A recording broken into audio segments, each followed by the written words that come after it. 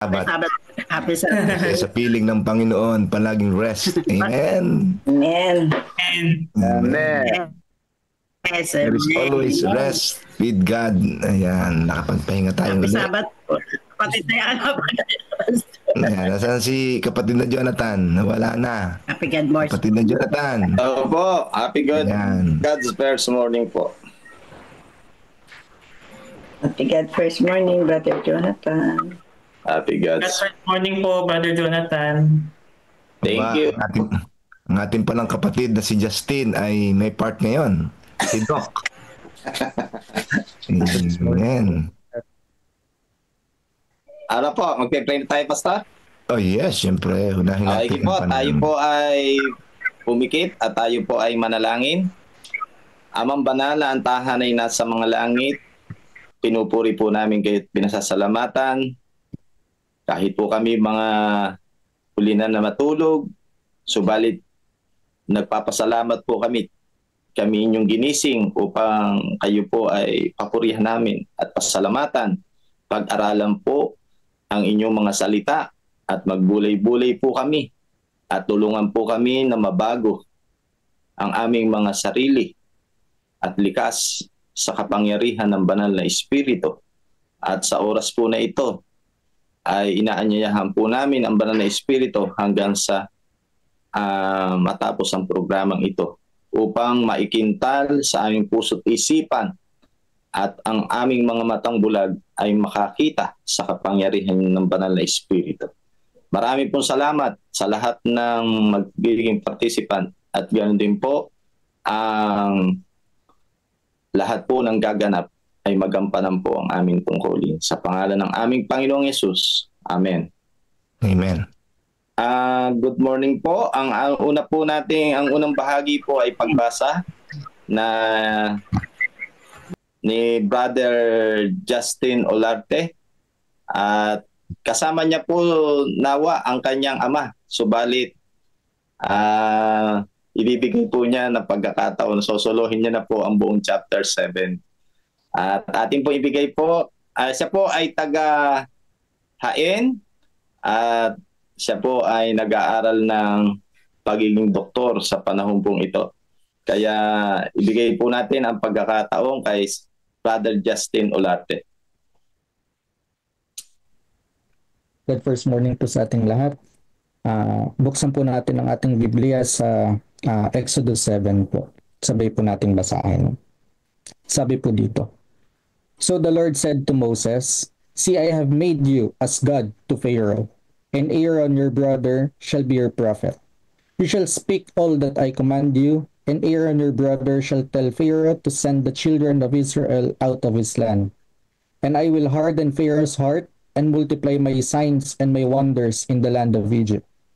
But Pharaoh will not heed you, so that I may lay my hand on Egypt and bring my armies and my people, the children of Israel, out of the land of Egypt by great judgments.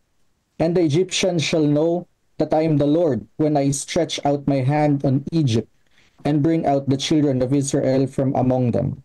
Then Moses and Aaron did so, just as the Lord commanded them, so they did. And Moses was 80 years old and Aaron 83 years old when they spoke to Pharaoh. Then the Lord spoke to Moses and Aaron, saying, When Pharaoh speaks to you, saying, Show a miracle for yourselves, then you shall say to Aaron, Take your rod and cast it before Pharaoh, and let it become a serpent.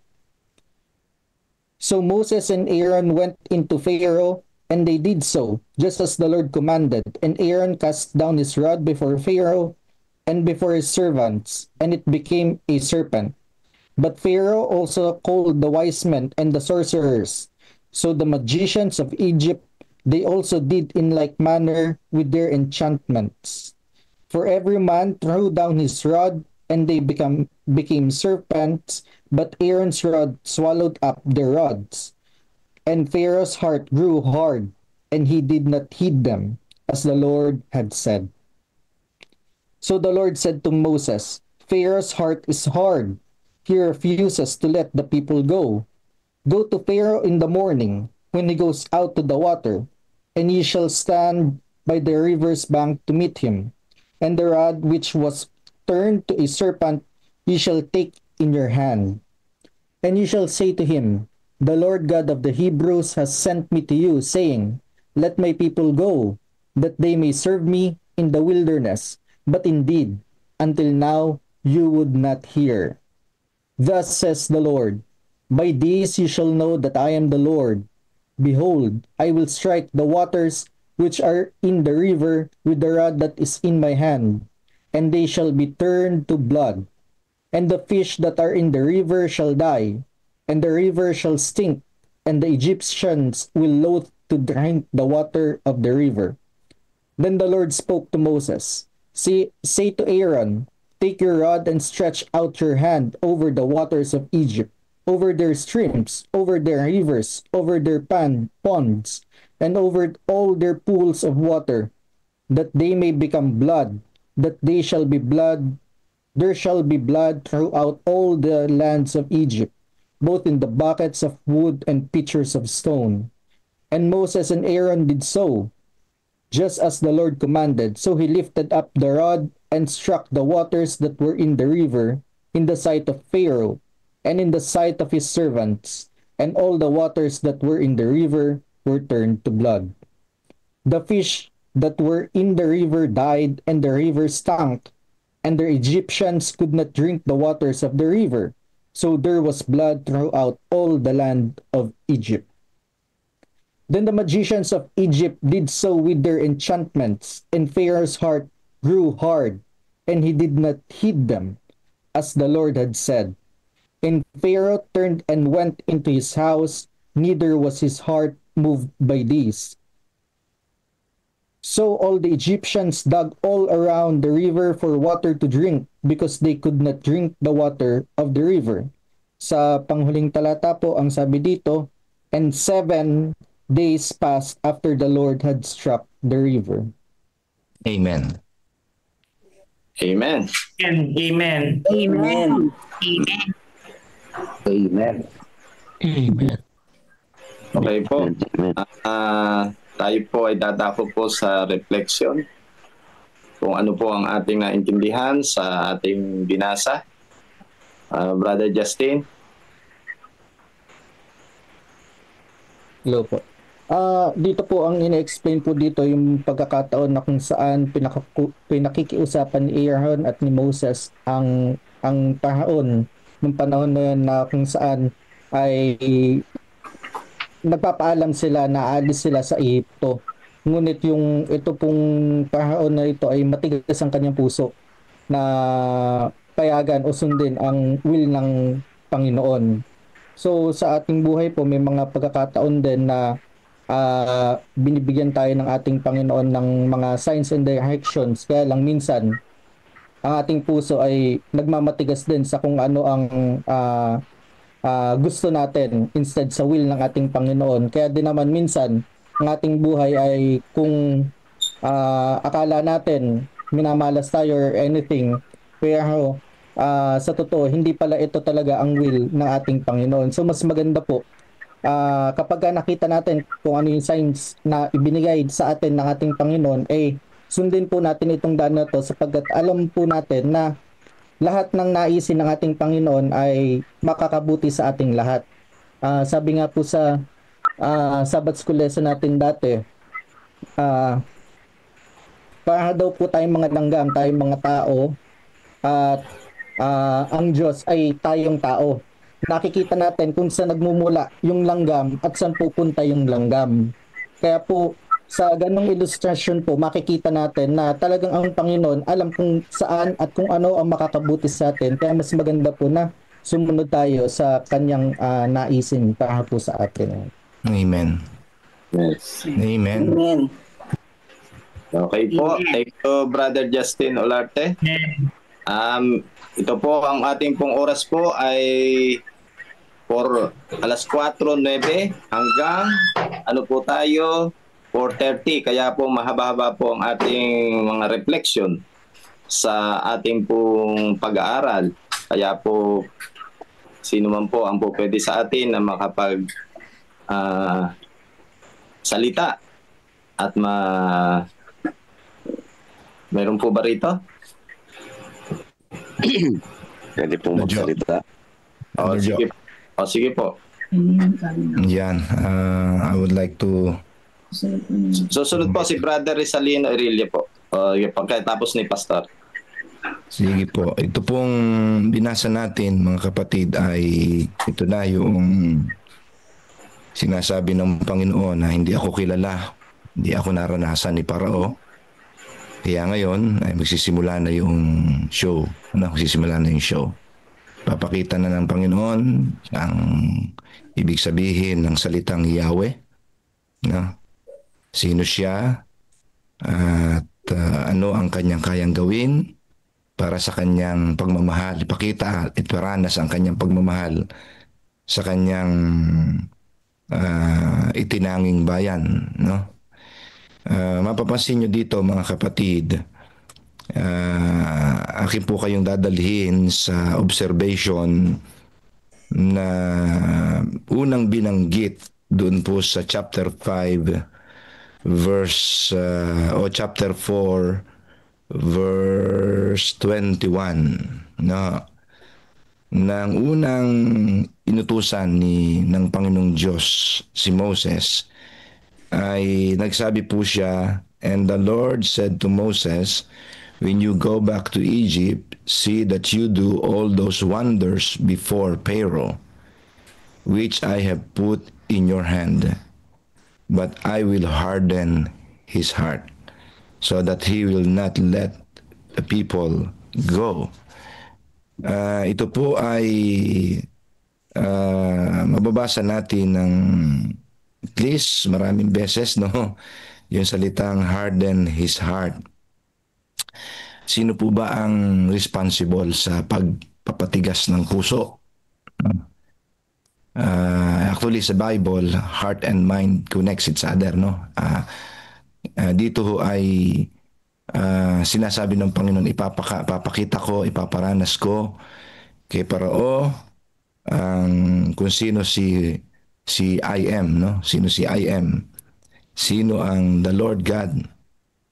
Ngayon ay alam ng Panginoon na sa kanyang panukala at sa isipan na hindi alam ni Moses na ang pagpapakita ng kanyang kapangyarihan laban sa kapangyarihan ni Parao upang akayin si Parao na gumawa ng pagpili sa side ng ating Panginoon, kasi si Parao ay hindi nga siya kilala at medyo hambog, mga kapatid, mahambog.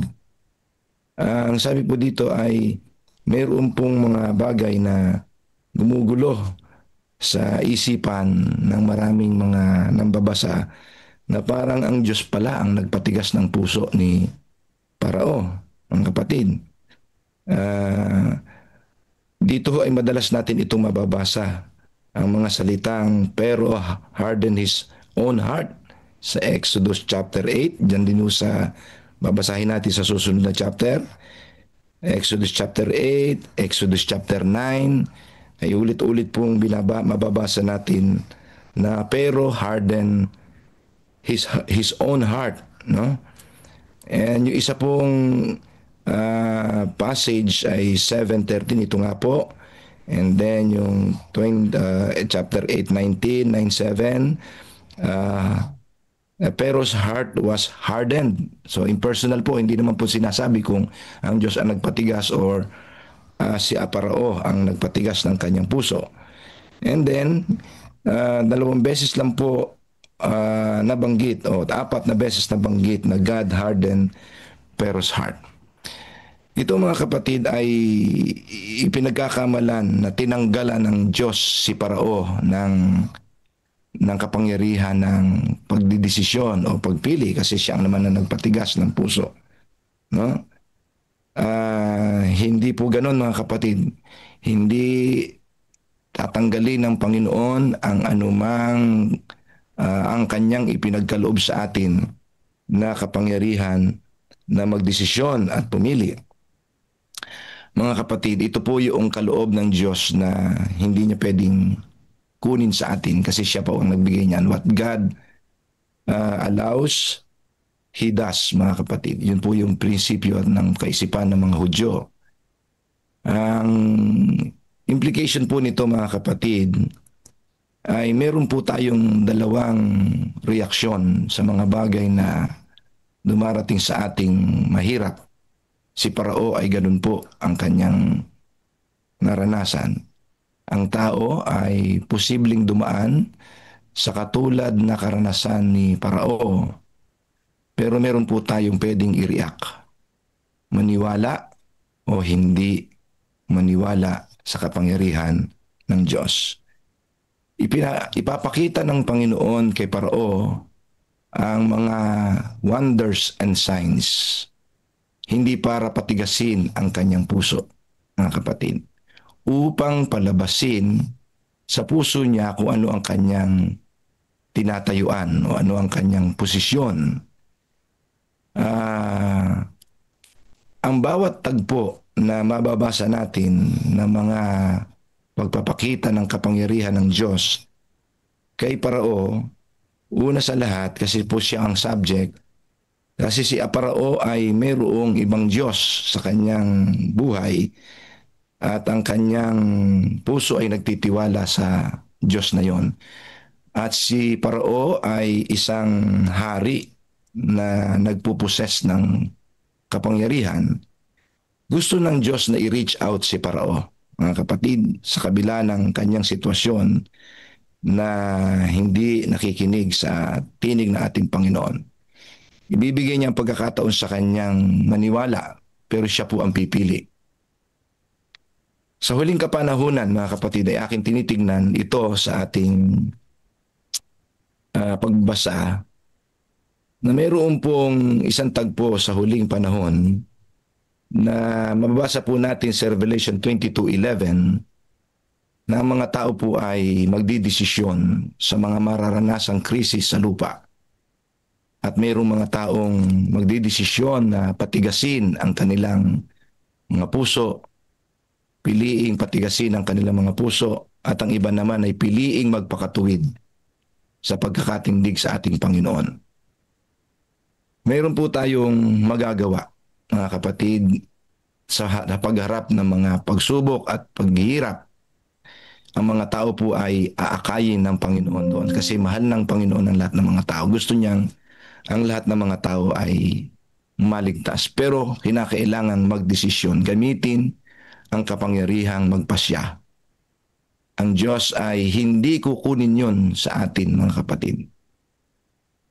Kaya sa sobrang tindi ng mga krisis at pagsubok sa huling panahon, may mga taong magdidesisyon na kanilang pipiliing magtiwala sa Panginoon, mabuhay pa rin ng matuwid at sumunod sa hakbang na ipinalalakad ng Panginoon. Subalit, hindi lingid sa inyong kaalaman ayon sa tala ng propetikong salita.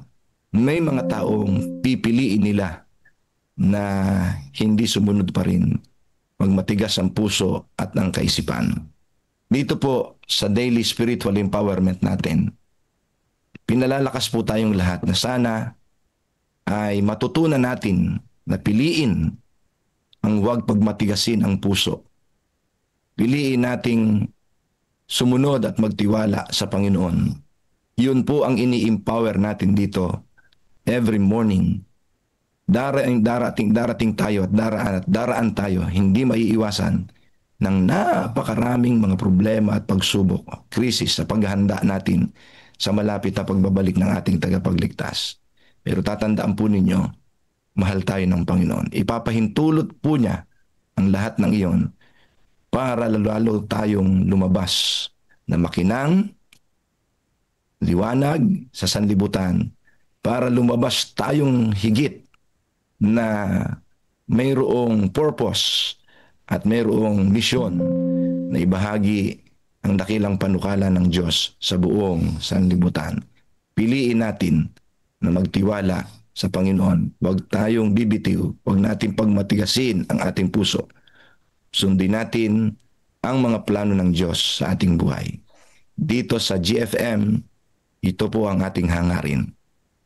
patatagin tayo ng mga pag-aaral na ito sa pagtitiwala at paghawak sa mga salita at mga utos ng ating Panginoon. Pagpalain tayo mga kapatid. Okay po, thank you. Amen. Amen, Pastor. Amen. Thank you very much po, Pastor. Amen. Sa napakaganda pong paliwanag. Meron po rito na si Brother Sunny. Ang susunod po na magsasalita ay si Wilfred ng Area 5. Ang ating oras ay may 10 minutes pa po tayo, mga kapatid. O kahit limitahan po natin. At susunod po sa Area 5 pa rin ay si Mary Jane po ba ito? Ang pangatlo kung sakali. Okay po, Brother Sunny. Happy God first morning po kapatid na pagdating po ng ating table.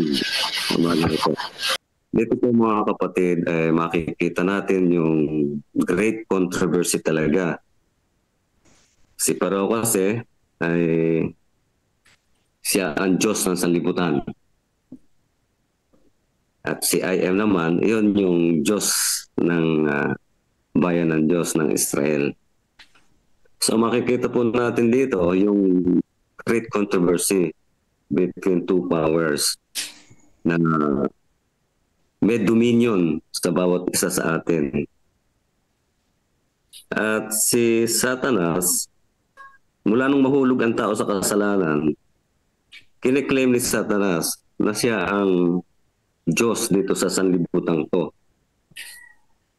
Which is, yun yung kinokontest ngayon ng ating Panginoong Jesus nung siya mamatay sa krus. So,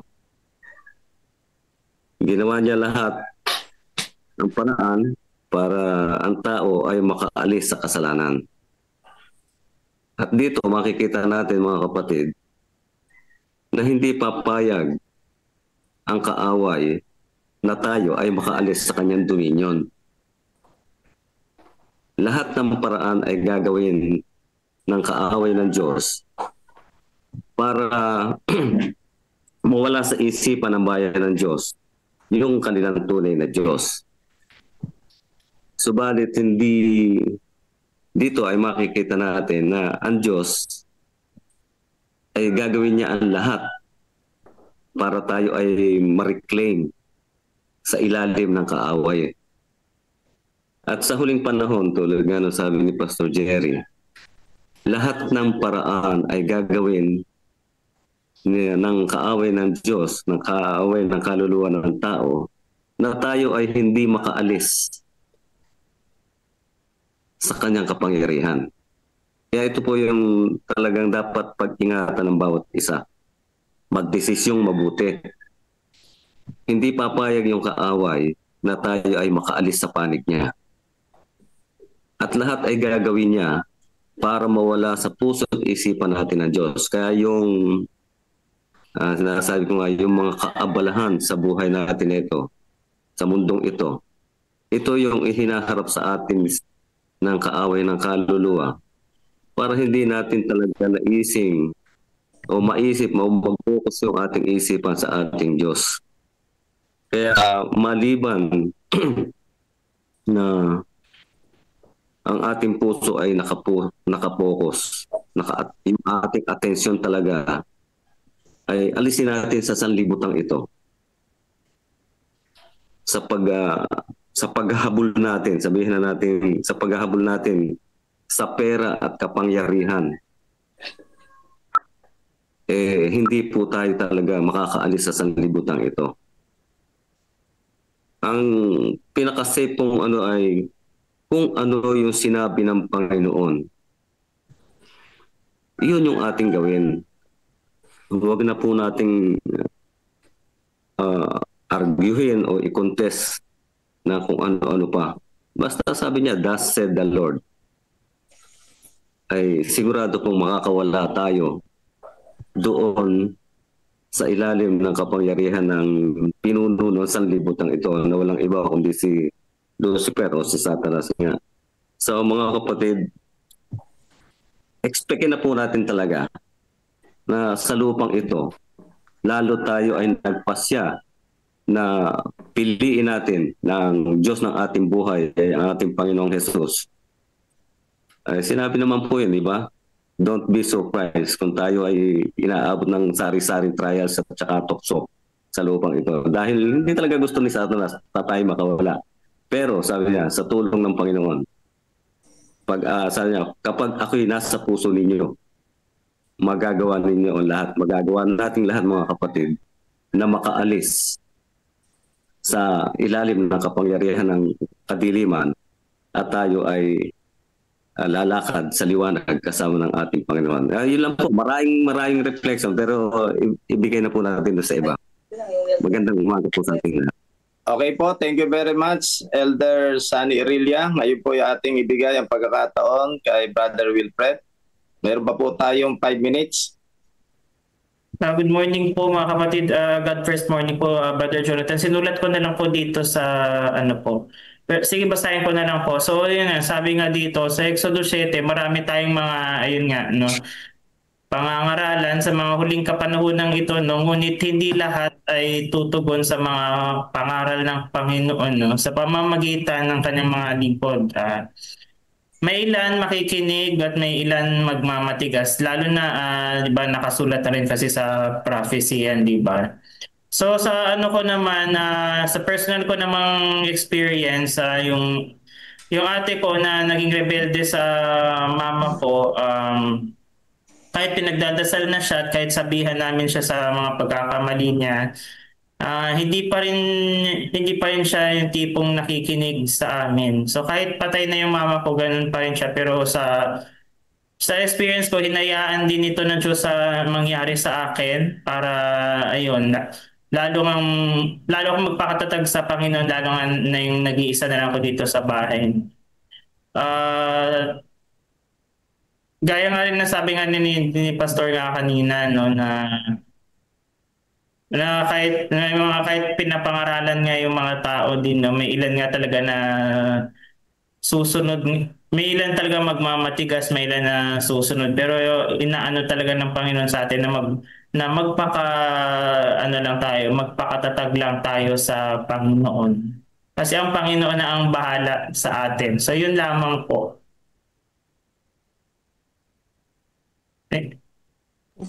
Okay, thank you, Brother Wilfred. Meron pa po ba rito? Si Mary Jane? Kanina po ba nag-ano siya? Mayroon pa po tayong 2 minutes. Mr. Jane. Sa ano ko po?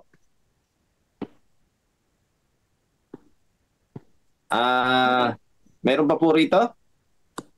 Mr. Carito. Sister Carito? Brother Jonathan, pwede. Ay. Okay po. Sister, ano yan? Mary Jane. Go ahead, Sister Mary Jane. Ay, Pastor, ano po to? Si Marisa po ito, Pastor. Ginamit ko lang po yun kasi yung aking hindi ko maano kamere. Reflection ka lang po sa binasa po natin. Katulad nga po, di ba, ang si Parane talagang pinagmatigas ang puso. At pinakita ng Panginoon kung ano yung kababalaghan na ipinakita para maipakilala na ang ating Panginoon, ang Diyos na makapangyarihan sa lahat. Ang ano po ngayon sa atin po, kapanahunan ngayon, na marami po talaga ang mga tao na iba na hindi tatanggap. Ngunit ang sabi nga po, gumagamit ang Panginoon na maihayag ang kanyang mga salita. Tayo po na maipahayag po natin, tanggapin po nila at hindi. Ang importante po, nakapagbigay po tayo sa kanila ng mga pabalita na mula sa kalangitan, mula sa banal na kasulatan. At sabi nga po, ang iba'y tatanggap, ang mahalaga po na ibahagi natin kung ano po ang meron po tayo sa atin. At ganun din po, sabi nga, ang importante po ay tayo laging nakakonect sa ating Panginoon na kahit ng mga pagdurusa, mga pagsubok na daraan sa ating buhay ay ang mahalaga pa ang connection natin sa Panginoon sapagkat wala po tayong magagawa kung hindi po tayo nakakonect sa bawat isa sa ating Panginoon sapagkat ang Panginoon po ang laging handang umagapay ang ating pag-asa sa ating pang-araw-araw na buhay. Yun lamang po. Thank you very much, Sister Jane. Amen. Marisa. Marisa Pasco. Ay, Marisa. Okay po. Nagtataas po rito. Tinitingnan ko po sa platform ay si Pastor Ernie Marin. Pastor, meron pa po kayo tayong 1 minuto. Thank you very much, Pastor Marin. Okay po, happy God first morning po mga kapatid. Nakita ko po dito sa ating pag-aaral ay si Pero ay kinunterfeit yung ginawang ahas ni Aaron. Ngunit kinain lamang ng ahas ni Aaron yung ginawang ahas ng mga propeta ni Pero. Ito po mga minamahal ko mga kapatid ay kahit po maraming mga counterfeit na gagawin ang kaaway, ay manatili pa rin makikilala kung sino ang totoo at kung sino ang tama. At dito po natin nakita na sa chapter pong ito ay ang Panginoon ay gumawa ng mga himala. Ng unang himala, yung tubig ay naging dugo, nagpapakita ng kapangyarihan ng ating Panginoon. Kaya po dito mga kapatid, pinapakita na ng Panginoon ang kanyang totoong kapangyarihan. Ngunit nagmatigas pa rin ang puso ni Paraon. Ang kagandahan po dito mga kapatid, ang Diyos ay nagpapakita ng mga himala upang kanyang ipakita na siya ay totoong Diyos na sinusunod at sinasamba ng bayan ng Diyos. Salamat. Amen. Amen. Amen. Amen. Pastor, thank you very much. Ang ating pong oras, mga minamahal kong mga kapatid, ay nasa 4:32. At ang nasa platform po ngayon natin ay nawala ako. 82 mga kapatid. At napakabuti ng Panginoon at tayo ay padagdag ng padagdag. At ngayon po ay dadako tayo mga minamahal kong mga kapatid sa ikalawang yugto ng ating programa. Ating pong ibibigay sa ating Lest We Forget kay Pastor Noel Bornales at sa kanyang panalangin at ang ating pong History of Seventh-day Adventist Church at hanggang 4:45 po tayo. Ating pong ibigay kay Pastor Noel Bornales. Andiyan po ba siya? Babasahin. Hello, Pastor. Pastor Noel Bornales. Parang wala, Pastor. Parang wala. Ngayon, Pastor, sino pong magbabasa? Aba, ay dapat alam mo, dito sa atin sa GFM, kung sino ang host, siyang tuturo niyan. Ganun po ba? Siya magpapalit. Pero palagi naman nakahanda si Brother Melvin. Maganda yung mga mas mabuti po. Mas mabuti. Dahil naman ang kagandahan ng ating grupo, tayo ay varied ang ating mga talento. Amen. Respeto natin yung mahuhusay na talento kung binigay sa kanila ng Panginoon. Tama. Ang maganda dito. Masaya dito sa GFM Hindi tayo monopoly of talents. Talagang distributed. Ayan, si Brother Melvin. Amen. Or si Atinit. Ang dami niyan. Marami tayo dito mga pinagkalooban ng Diyos ng iba't ibang talento. Magtuturo ka lang, Pastor Brother. Ganun po ba? Tuturo mo po tayo. Sige po. Okay po. Ating ibigay po ang pagkakataon. Parang gusto ko si si Pastor Raylord Reyes. Ay, wala siya Ito na. Okay po, si Brother Melvin po. Si Brother Melvin. Para sa ating Lest We Forget, June 12, hindi balanseng mga tagapagbalanse. Ang matatagpuan natin ang text sa Awit 27 verse 1. Ang Panginoon ay muog ng aking buhay. Ang pangitain ng reformang pangkalusugan ni Ellen White noong December 25, 1865 ay hindi lamang nagtakda ng tono para sa layuning misyon ng mga institusyon ng pangangalaga sa kalusugan ng mga Adventista. Isinama rin ito ang reforma sa kalusugan sa teolohiyang Adventista na ipinahiwatig na ang reforma sa kalusugan ay bahagi ng mensahe ng ikatlong anghel at malapit na konektado dito kung paano ang braso at kamay ay konektado sa katawan ng tao. So pinasabi dito ni Mrs. White na yung kanyang pangitain ng kalusugan tapos yung reforma ng kalusugan ay bahagi ng three angels message, ano po? Kagaya ng braso at ng katawan ng tao konektado, ganun din naman daw yung reforma ng kalusugan at saka ng three angels message. So ang pangkaunawaang iyon ay pareho makakatulong sa mga individual na Adventista at mahalaga sa pagbibigay linaw sa koneksyon sa pagkita ng issue sa pamumuhay na may kinalaman sa kalusugan at ng teolohiya ng denominasyon tungkol sa huling panahon, na nagsasabing kung paano ang ating mga katawan ay nagkakaisa sa kanilang pisikal, mental at espiritual na mga aspeto. Ang sistema ng paniwalang Adventista ay isa ding pinagsama-samang kabuuan at hindi isang kawan ng mga di magkakaugnay na ideya.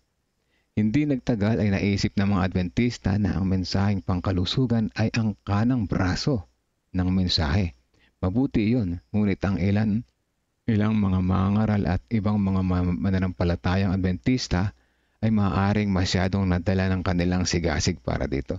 So meron daw yun na sinasabi dito, meron mga ilang Adventista o ilang mga mananampalataya masyadong nadala ng kanilang sigasig para dito. Kumbaga mas nabigyan pa nila ng pansin ito, no, kaysa sa doon sa three angels message, ano po. So kaya pagkaraan ng ilang buwan, maingat na itinutuwid ni Ginang White ang anumang maling impresyon na maaaring naibibigay niya sa pamamagitan ng pagsulat na ang reforma sa kalusugan ay malapit na nauugnay sa gawain ng ikatlong mensahe, ngunit hindi ito ang mensahe. So ayun po, ikinorek ni Mrs. White, ano, kasi nga nakita niya na yung iba ay mas binibigyan focus, ano po, parang ganoon ang pagkaunawa ko, no. Pero sabi niya ito ay yung mensahe ng kalusugan ay hindi ito yung mensahe, kundi yung ikatlong mensahe pa rin, three angels message. So, dapat na ituro ng ating mga mangaral ang tungkol sa reforma sa kalusugan. Yes, hindi naman ini-ignore. Kaya nga sa ating mga crusade po, palagi may mga partner, mensahe ng kalusugan, tapos yung mensahe yung ating mga yung ating crusade. So, halimbawa yung message para sa malusog na pamilya, po. So gayunpaman ay hindi nila dapat gawing itong pangunahing tema kapalit ng mensahe, po. So ito ay kahanay ng mga paksang may kinalaman sa paghanda upang makaharap sa mga pangyayaring inihahayag ng mensahe. Ito ay pangunahin sa mga bagay na ito. Dapat nating panghawakan ang bawat reforma ng may sigasig. Subalit dapat nating iwasang magbigay ng impresyon na tayo ay nagsasalawahan at napapailalim sa panatisismo. Sa katamang palad, para sa marami ay mahirap makamit ang balanse sa reforma sa kalusugan. Binanggit ni James White na ang ilan ay nagpapadalos-dalos sa paksa, nahulog sa panatisismo at nagdulot ng kasiraan sa iglesia at sa mismong paksa. Ang iba ay nabigong sumulong. Sa bahagi naman niya, si Ellen White sa loob ng maraming taon ay nakipagpunyagi sa mga pumipili ng mga pahayag tungkol sa ilang mga pagkaing itinuturing na hindi kanais-nais, mga pahayag na sinulat bilang babala at tagubilin sa ilang mga individual na pumapasok o pumasok sa masamang landas. Pinagtuunan nila ng pansin ang mga bagay na ito at pinalakas ito hanggat maaari habang hinahabi ang kanilang mga kakatwa at hindi kanais-nais na mga katangian sa mga pahayag na ito. Sa gayon, sila ay nagiging pagsubok at itinutulak sila kung saan tanging pinsala lamang ang kanilang naidudulot. Kita niyo po, naging pagsubok at naging pinsala lamang idinudulot ng mga nagpo-focus doon sa health, po. Panginoon, bigyan mo kami ng balanse sa bawat aspeto ng aming buhay. Amen. So, sinasabi sa lesson na ito, mga kapatid, na baka ating malimutan na bagamat mahusay o maganda, mainam na ituro rin ang mensahe ng kalusugan. Pero hindi ito yung message, po. Kasi yung iba daw ay nag-focus na lamang dito. Na alam natin yan, aware tayo dyan, po, na mayroong mga grupo ng mga mananampalataya na ito na yung nagiging paraan ng kaligtasan, po. Yes, tunay naman na sinasabi dito na masarap maglingkod ng malusog ang katawan, pero wag nating huwag nating ipalit ito bilang mensahe malinaw na nabasa kanina, po. Yan ang ating lesson sa Lest We Forget sa umaga na ito. Amen. Amen. Amen. Okay. Tingnan natin si Pastor Ernie mag-pray bago natin i-play yung history. Pastor Ernie, can you lead us in prayer? Yes po, tayo po'y manalangin. Panginoon, sa oras pong ito, salamat pong muli sa inyong pawang paggabay sa amin. Ikaw po ay may pupurihin sa umagang ito. Ladakilain, kaming lahat ay patuloy mapalapit sa inyo. At kayo po ang patuloy na magpapala. At sa bawat isa, o kaming lahat ay mahanda sa ikulang pagbabalik. Ito po ay aming iniling sa matamis sa pangalang Panginoong Hesus. Amen. Amen. Amen. Amen. Amen. Amen po, amen. Amen. Amen.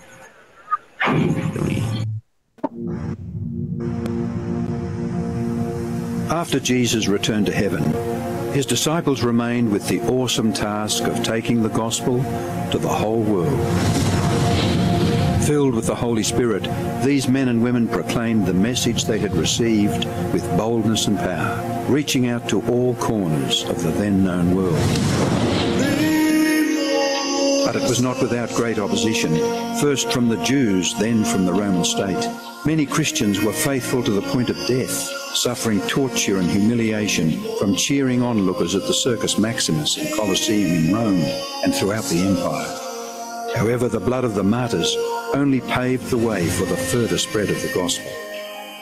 After years of persecution by the Roman emperors, one of them, Constantine, professed conversion to Christianity in 312 AD. Now Christianity became popular, but it resulted in many pagan practices and symbols entering the church, particularly in Rome. The Bishop of Rome assumed more and more power and authority and began to oppose and oppress all who recognized Jesus alone as the head of the church and who accepted the Bible alone as the supreme authority. To escape this increasing persecution, God's true people withdrew to the wilderness areas of Europe. In northern Italy, the Waldenses took refuge in the mountains. While many were slain, the light continued to shine in the darkness. God was still in control, and he began to raise up men like Wycliffe, Huss, Tyndale, Luther, Calvin and Zwingli to stand for his truth. They stood for the Bible alone, faith alone and Christ alone. In 1798, in fulfillment of Bible prophecy in the book of Daniel, the religious and political supremacy of the Roman Church was temporarily reduced when General Berthier removed Pope Pius VI from his throne. Consequently, in the decades that followed, there arose a great awakening of interest in the prophecies of Daniel, and many were convinced Jesus was soon to return. In the United States, the Baptist preacher William Miller was joined by hundreds of other preachers in their expectation of the return of Jesus in 1844. However, when Christ did not return in 1844, further Bible study led a small group to discover that Christ's ministry in the heavenly sanctuary was an explanation for their great disappointment. They discovered that the Bible taught that the seventh day was the Sabbath that Jesus had set aside for his people. Slowly they came to understand that their mission was to preach the three angels' messages of Revelation 14. Their goal as Seventh-day Adventists was to preach with power the everlasting gospel and to prepare the world for Christ's return.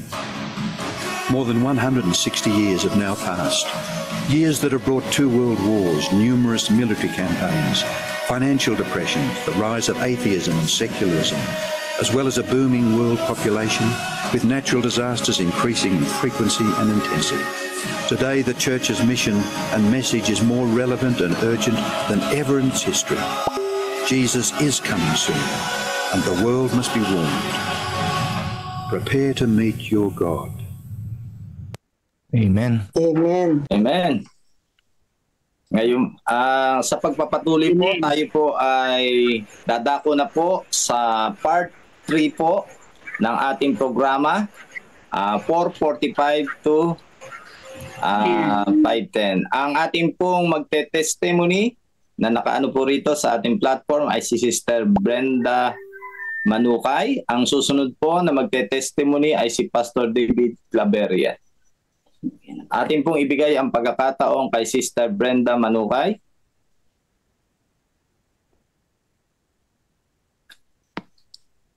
Sister Brenda. Nakamute po kayo, ma'am.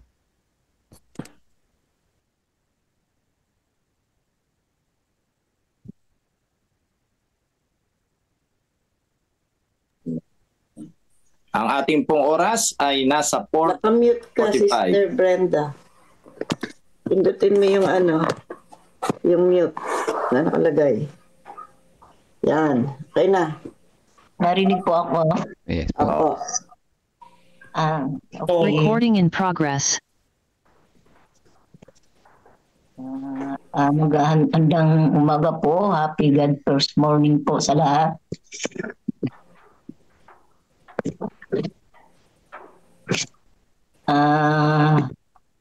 Nagpasalamat po ako dito sa God first morning. Ang dami ko pong natutunan. God bless talaga.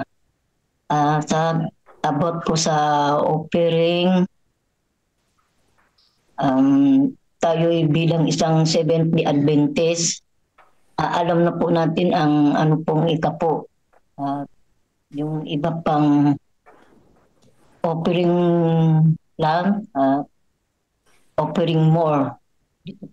Dito po nakukuha ko sa God first morning. God bless po talaga dahil naintindihan ko po dati kasi po ang ating inaladaan siguro sa ibang mga Seventh-day Adventist din, yun din po ang nilalaan, yun lang po ang 10% sa ikapo. Yun pala, mayroon pang ibang mga kailangan dahil kung ikaw na sa Panginoon, hindi po mahirap magbigay. Kung makibahagi tayo sa ating church na nangailangan sa mga leaders, hindi po mahirap ibibigay. Kung ibibigay po natin na sa buong puso po ang ating offering, hindi mahirap po ibigay kung nasa Panginoon tayo. Kaya yun po akong nakuha, ang dami kong na hindi pa alam dahil yun po lang ang nilaan ko sa ikapo. Pero kung ang mga gawain, kung makilahok tayo sa mga gawain sa Panginoon, hindi po mahirap, lalo na sa buong puso mo ibibigay. Pag tayo nasa Panginoon, hindi natin malimutan ang kanyang mga kautusan. Kung sumunod tayo sa mga utos niya, hindi mahirap po sundin ang bilin po sa ating Panginoon na gumawa tayo ng magandang gawain. Yung dati po kasi ako isang na ligaw sa pananampalataya. Tayo lang po akong bumalik, mga 3 years na po, sa aking pagbalik loob na aking asawa na Katoliko. Naging Seventh-day Adventist na po. Kaya kasama ko na po siya sa pagsimba. Dati, lagi po kaming nagtatalo. Iba po talaga pag walang ka sa Panginoon. Dahil ang dating noon na buhay ko, laging kami nasa pagtatalo at yung nandiyan po ang pagsisinungaling. Iba talaga. Kaya sa ngayon, hindi kami magkasundo. Ngayon ito na po, nagkasundo po kami. Maraming salamat talaga sa Panginoon na binago ako kasama ng aking asawa. Kaya praise God po talaga na mayroon lang po akong kunting babasahin sa Joel. Pwede po ba po magbasa sa Joel 2, chapter 12, chapter 2, verse 12 hanggang 14. Sabi ng Panginoon, manumbalik kayo sa akin ng inyong buong puso na may pag-ayuno at may pagtangis at pagdalamhati. At punitin niyo ang inyong mga puso at hindi ang inyong mga damit. Manumbalik kayo sa Panginoon yung Diyos sapagkat siya ay mapagbiyaya at mahabagin, hindi mapagalitin at sagana sa tapat ng pag-ibig. O maganda pong pakinggan dito at nalulungkot sa kasamaan. Sinong nakakaalam kung siya'y hindi magbabalik loob at malulungkot at mag-iwan ng isang pagpapala sa likuran niya ng handog na butil at handog na inumin sa Panginoon yung Diyos. Napakaganda po ito. Ito po yung pagbalik sa Panginoon na buong puso mo ibigay. Kaya po, ito na po, pag buong puso dun ibigay, pag ikaw po magbigay ng offering, hindi po labag sa loob ng yung puso. Pag ikaw nagbigay ng offering, paano kung labag sa loob din ang kaligtasan natin? Diba po? Kung wala ka sa Panginoon, di mo magagawa yun kung wala kang connection sa Panginoon. Kaya napakaganda talaga itong ating nabasa dito sa Joel 12 chapter verse 2, Joel 2 pala yun, Joel 2, nakamali ako. Joel 2 verse 12 up to 14. Dito po akong sa aking puso na manumbalik sa pananampalataya sa Panginoon. Kaya praise God talaga nga ginamit po ang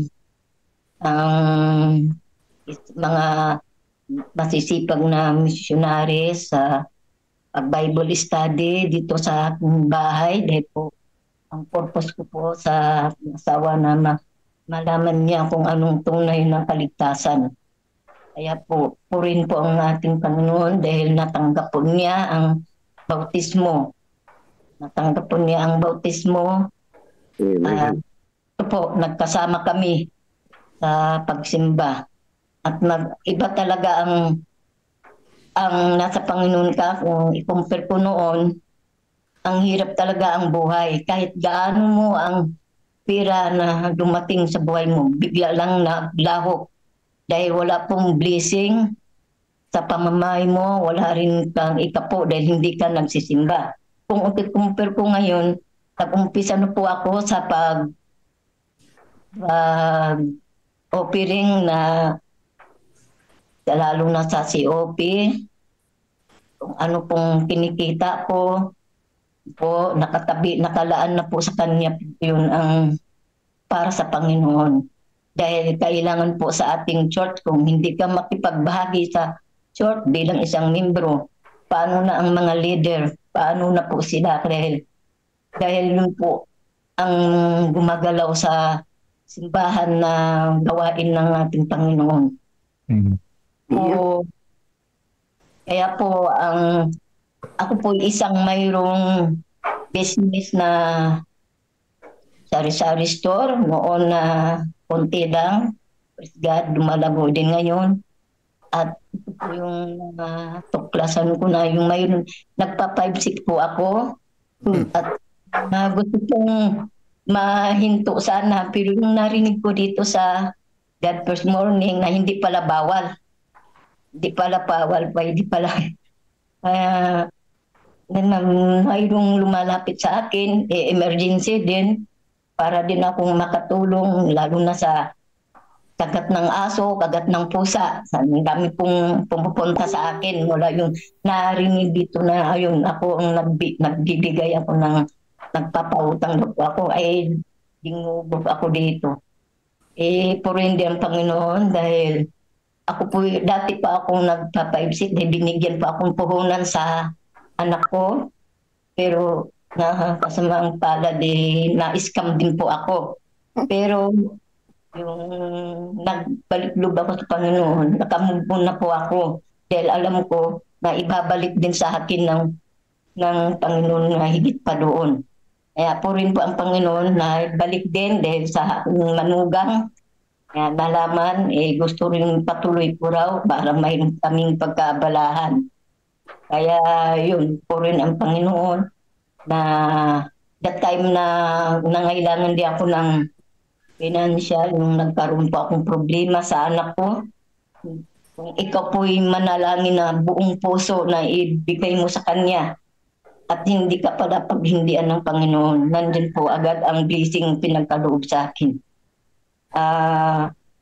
Yung blessing na pinagkaloob niya sa akin, yung that time din na, alam po ninyong pangtawid Pilipino, kasali po kasi ako doon na every 2 months po mag-pay out. Wala po ang maliit pang mga anak hanggang ngayon, kasali pa ako doon, yung tinatawag na for peace. Yung time din na kailangan ako, nandiyan na po yung Judith, kailangan ko na magbayad yung tatlong Judith ko, wifi at sa ilaw. That time, tumawag yung anak ko na i-provide ko lang din sa sarili ko, then sagad na po sila sa gastusin ng ating anak nga nasa hospital. 1 buwan pong higit sila doon. Yung financier ko na nagsasabi na, pero hindi po, sabi ko, okay lang po anak. Dahil alam ko, kakampi ko si Lord. Nandiyan po si Lord lagi. Alam ko nasa tabi si Lord sa akin lagi na hindi po niya ako iwanan. Dahil po yung nadanas ko sa pagbalik loob ng Panginoon na tinanggap po niya akong, na binigyan niya akong pagkakataon na magbago.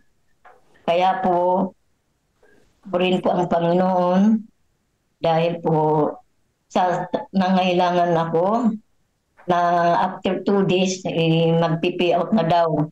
Yun po ang aking pinipaut dati, mga 5K. Ngayon, mga isang grant na lang kasi ang naano sa akin, kaya 3K na lang po.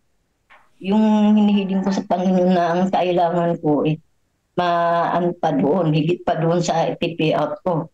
Pero pag pay out ko, nagtaka ako, bakit naging 6K?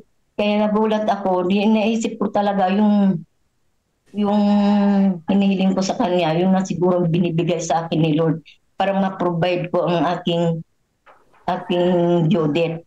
Kaya po, after din na mga 2 weeks, tumawag din ng may tumawag sa akin galing sa DSWD na isa din po akong makukuha sa bigyan ng pangkabuhayan, pangdagdag puhunan. Kaya president talaga.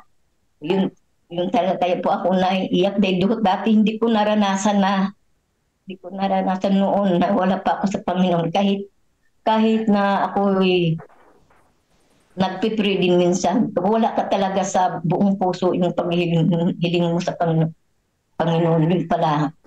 Kaya ikukumpir ko ngayon sa noon ang buhay ko noon, na ang hirap talaga kahit gaanong pera mo dumating sa buhay, bigla lang naglaho. Kaya naisip mo kung saan kaya napunta. Iba talaga pag walang offering, kaya hindi ka nagsisimbay. Walang offering, walang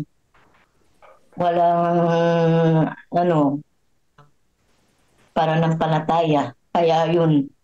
Kaya nagpasalamat din ako talaga sa mga nagsisipag ng missionary sa church sa Pampalay dahil buntik na rin ako, na-discourage po ako, parang ayaw ko na ituloy yung Bible study kasi iisa na lang hanggang sa wala, yung asawa na lang ang natira ko.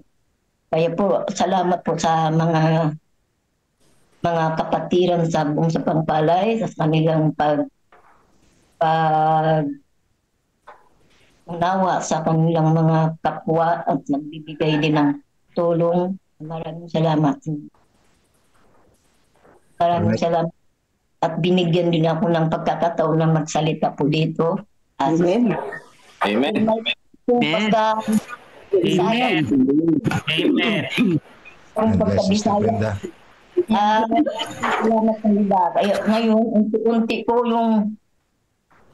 yung pagbibigay ng offering. Kung ano pong nakaiba sa offering na sa ikapo sa another plan, offering more, o offering na Thanksgiving. Pero isa lang po ang pupuntahan doon, di ba po? Yes. No. Okay. Isa lang po ang pupuntahan. Kaya maraming salamat talaga sa Panginoon na nakilala ko siyang tunay, na pinakita po niya kung siya talaga ang nilapitan ko, pinatunayan niya sa akin na walang imposible talaga sa kanya pag tayo lumapit Anong pangalan nito nagsasalita? Brenda Manukay. talaga sa lahat. At binigyan po ako ng anak na mabait, na maunawain, very supportive. Kung anong kailangan ko sa kanya na may Recording stopped. Sige po. Maraming salamat. Sister Brenda. Salamat, Sister Brenda. Amen. Huwag na ho kayo magpa 5-6 ha. Hindi na ho kalulugdan ng Diyos yung 5-6. May pagkabisaya po ako, kaya pasinta po kayo. Okay lang yan. Alright. Thank you, thank you. Salamat po. Napakabait talaga ang Panginoon sa atin. Kaya lalo na kayo sa gawain ng Panginoon. Amen. Morning. Sobra, marami po akong natutunan dito. Praise the Lord. Praise the Lord. Sige. Amen. Please po sa lahat. Thank you very much po, Sister Brenda, sa inyong pong napakagandang karanasan at pagtatalaga sa gawain sa Panginoon. Ipagpatuloy po natin yan at naniniwala po ako na marami pong sa nakikinig po sa atin ay inabot na po tayo ng 170 po sa atin po sa CLPM Era 3 Edmond Sabio sa time check po natin. At ngayon po, atin pong ibigay ang pagkakataon po sa kay Pastor David Claveria sa kanya pong napakagandang testimony at patutuo sa ating Panginoon. Pastor David. Good morning po sa ating lahat, mga minamahal na mga kapatid. God first morning po sa ating po lahat. Good morning, Pastor David. Good morning po. Nung ako po ay nagsimula pa sa nung kabataan hanggang natapos ako ng graduate sa theology, ay talagang ito po mga kapatid ay hindi ko po masyado pa na even though na ito po ay nalaman na natin talaga na ito ay second tithe, yung COP o yung offering po mga kapatid. Pero hindi pa po talaga natin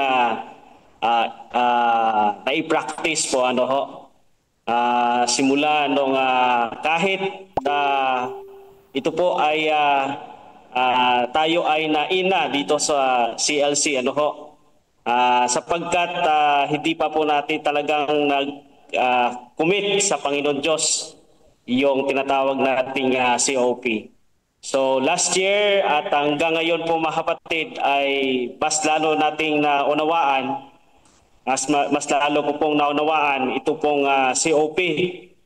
Kaya nung simula nating naunawaan ito ay nag-usap kami ni Mrs. na i-commit po natin sa Panginoon Diyos ang nakatala po sa ating pong Panginoon Diyos. Bagaman mayroong agam-agam alam naman po natin talaga ang ating mga misis pero sabi ko sa Panginoon Diyos at sa Kanya ay pinagkukulang po ba tayo ng Panginoon Diyos? Saan po ba tayo pinagkulang ng ating Panginoon Diyos? Tayo ba ay pinagkulang sa ating mga pangailangan? Kaya nung ibinigay ko po sa Kanya yung challenge ay itinalaga po namin sa Panginoon Diyos ang aming pong commitment po sa ating pong Panginoon Diyos.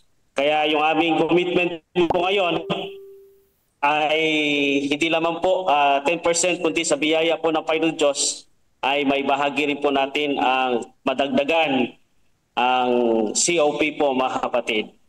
At patuloy po namin ito isinasabuhay at nakita ko po na ang biyaya po ng Panginoon Diyos ay patuloy na dumadaloy. Akala ko ay pag nagbigay tayo ay parang kukulangin.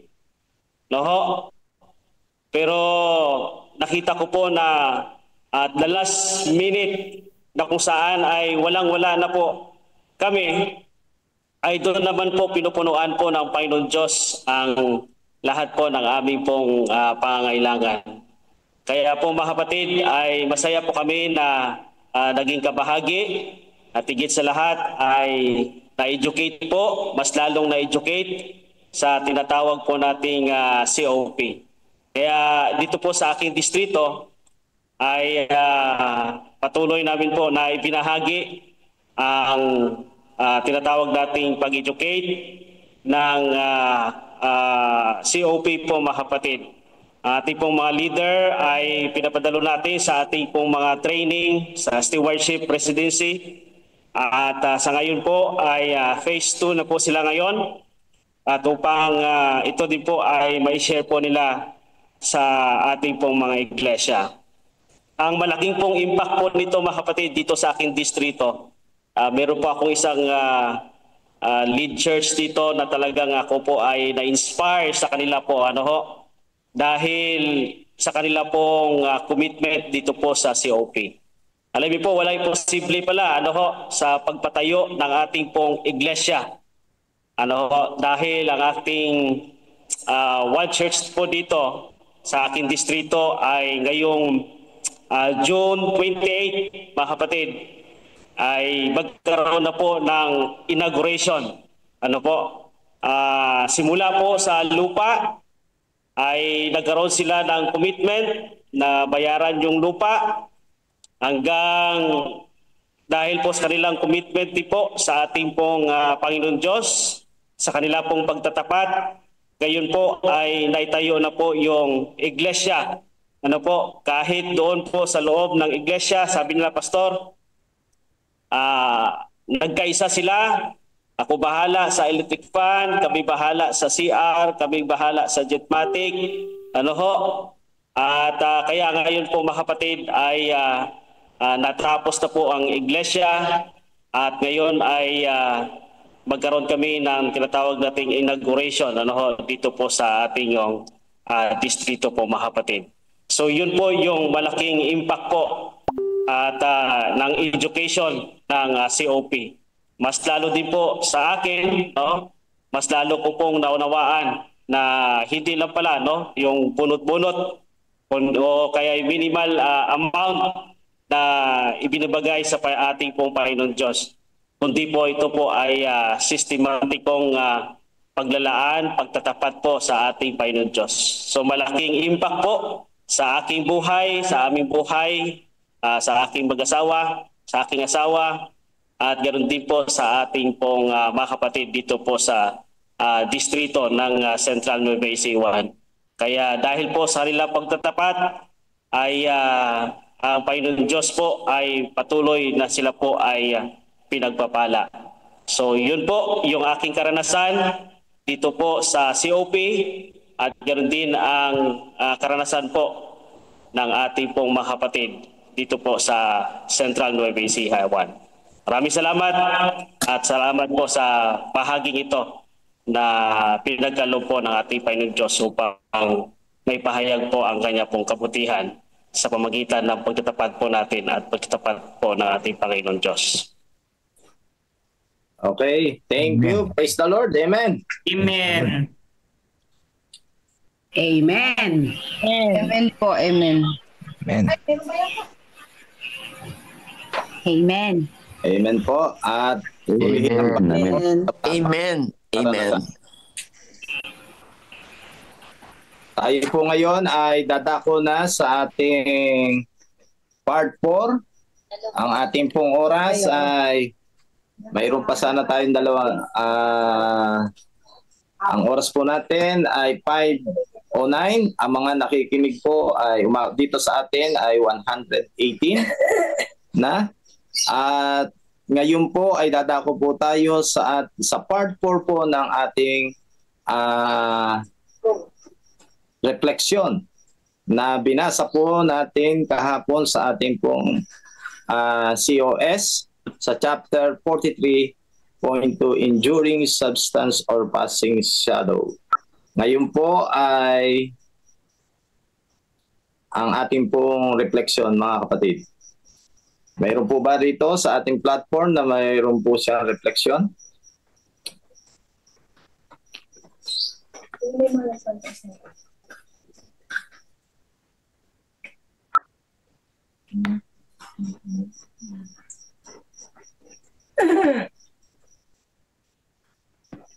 Yung ating pong refleksyon.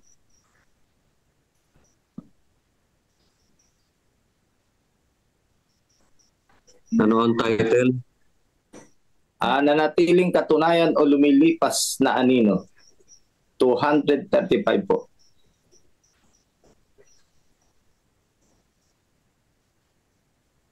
Na ang sabi po ron ay hanapin muna po natin ang ang kanyang kaharian at katwiran.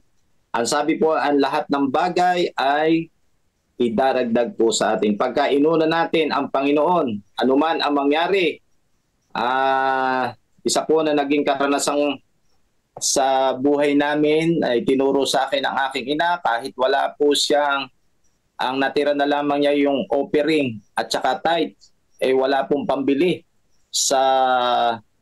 Pambili kasi po ang ng aking nanay ay yung nagtitinda po ng mga banana Q ng kamote.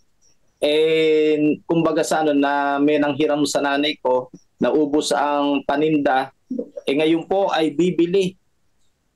Sabi meron naggulong sa kanya, hiramin mo muna yung yung tithes at saka yung offering. Alam niyo po ay ang nangyari po doon ay sabi ng nanay ko, tinawag kami dalawang magkapatid, mag-pray tayo. Ay alam niyo po, sabi ng nanay ko sa panalangin, pupunta ako sa palengke kahit wala akong pera. Ayokong hiramin ang pera ng Diyos. Pero alam niyo po, nung po siya pumunta sa palengke, mahirap palang mamili na walang pera. Kasi uunahin mo ang Diyos. Nung po ay marami po nakatira sa amin dito, si Kuya Aaron, si Cathy, at yung mga misyonero, ako po yung magbabayad pa sa tuition ng 115. Ngayon na yung namalengke yung nanay ko, pagdating sa palengke, nakatulala. Sabi niya, paano kung mamamalengke na wala naman akong pera? Sabi, Panginoon, ikaw ang may problema, nais kong magtapat sa iyo. Kaya ang nangyari po, pumunta ang nanay ko sa palengke. Ngayon, nung nandun na siya sa palengke, tulungan mo ako, Lord. Kaya sabi nung tricycle driver, Aling Leti, bakit ka nakatulala dyan? Bakit hindi mo pulutin ang perang nakakalat sa iyong harapan? Wow! Abay, sabi niya, hindi akin ito, sabi sa kanyang isipan. Sabi naman ng isang tricycle driver, kung hindi mo pupulitin, Aling Leti yan, dahil kilala po si nanay dito sa poblasyon, dahil siya nga po nagtitinda ng mga tricycle driver. Sabi niya, Aling Leti, pag hindi mo pinulit yung pera na yan, ako pupulot. Ang sabi ng nanay ko, tumingin siya sa kaliwa o sa kanan, at siya'y tumingin sa langit. Ang sabi niya, Panginoon, ito na ba ang iyong bigay? Kaya ang ginawa ng nanay ko, pinulot po yung pera, nilagay niya doon sa kanyang bayong. At siya po'y namili at nakapamili po ng kamote ko, ay ng banana, ng lahat po ng pangilid, tsaka po 9 kilong asukal na pula at puti dahil nagmamalamig po yung nanay ko. Alam niyo po, nakatricycle pang pauwi ang nanay ko. At pagkayari noon ay sumobra pa dahil ang kanya pong pinambili ay sumobra po, ang sumobra po ay 115 pesos. Yun po ang pang monthly test ko po, tuition. Saktong-sakto po. Kaya sabi rito, unahin natin ang Panginoon, mga kapatid. Pagka inuna natin ay kahit wala kang pera ay ibibigay ng Diyos sa pananampalataya. Kaya ito po ang naikintal sa aking puso't isipan na huwag mong pakikialaman ang pera ng Panginoon at hayaan mo ang Diyos ang gumawa ng miracle. Amen. Yan mga kapatid, ang ating... Amen. Amen. Amen. Meron pa po mga kapatid? Thank you, Pastor Jonathan. Pastor na po. Pastor sa iyo, partner. Makasih, Pastor Maraming salamat, Brother Jonathan. Nakaalala ko. Naululuha tuloy ako, naalala ko si Ate Leti Yung pong nanay ni Brother Jonathan, yun po yung isang naging paraan ng Diyos para ako po mahikayat na Sabadista. Amen. Yung kanyang mga tindang homemade fishball ay nabiktima po ako, mga kapatid. Ibinamimigay ng libre, kain ako ng kain, meron palang BOP lesson yun. Amen, Pastor. May BOP lesson pala yung kapalit. Yung pagtutok ng fishball.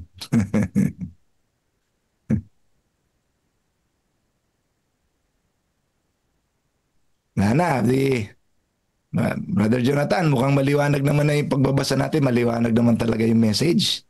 Opo. Oo, maliwanag yung message nung ating binasa kahapon. Very clear, Pastor. Halos yung mga prinsipyo ay the same, mga kapatid. No issue.